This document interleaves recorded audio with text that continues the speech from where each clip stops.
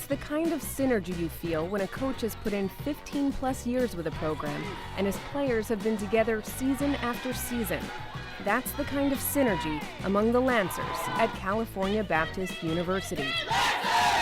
Yet the only history this team has is 2 returning sophomores, one a player, the other a manager, and a coach who just arrived last season.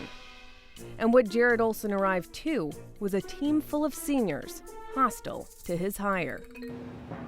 They just weren't very friendly. They were like, oh my gosh, we're seniors, like why does this happen? It's our senior year, we should be having the same coach.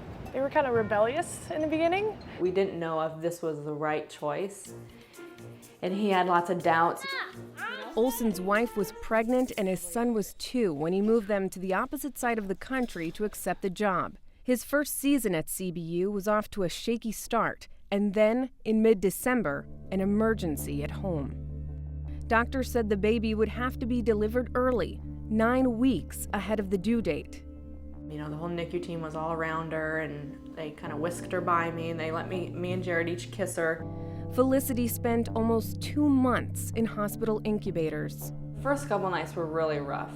You know, you're not in your own bed, and you're there because your baby is in trouble. Meanwhile, Jarrod was juggling his brand new job and Eamon, his 2-year-old. You know, it's just tough because you know, as an authority figure, sometimes you need to be like the tough guy and stuff like that. It's kind of hard to do sometimes. You know, you're like yelling at them to take care of the ball or something, and they all look at you, and then Eamon's over here kind of making faces or something. You know, it just kind of loses a little bit of the effect. Coach was really struggling. Like, you could see it in his face, but he was here nonstop. He had to bring Eamon, but he was there for us, and we were there for him. So I think that is what drew us closer, and we did rally around Coach and Felicity and his wife. Once we started opening up to him, and then that somehow like translated on the court.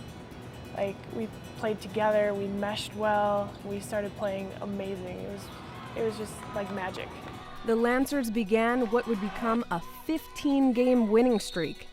It was just like, all right, we got 1, but can we get 2? Can we get 3? Can we get 5? Win it for Coach and like win it for Felicity. Then, the day Jarrod was supposed to leave for a tournament in Indiana, Felicity, at only 3 months old, had to be rushed into open-heart surgery.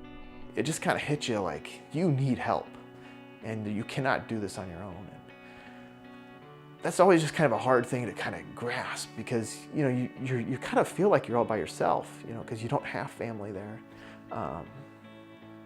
And I think that was one of the cool things about like the meals. Like I just don't know what we would have done. All along, the staff at Cal Baptist had been delivering homemade dinners to the house week after week. Some visited the hospital. There was people there that just kind of like showed love and just really took care of us.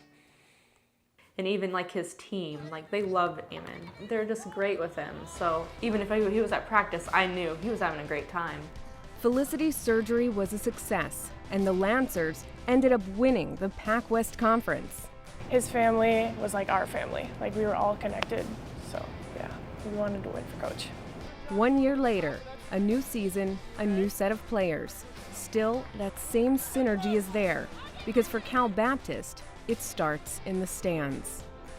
It's just a perfect feeling, like that she's here and everything's great with her and Mrs. Olson. And I see faces and I know them, but there's something deeper behind how I know them. Like, you were the person that, you know, drove all the way out to the hospital and dropped off gift cards. Oh, who is that?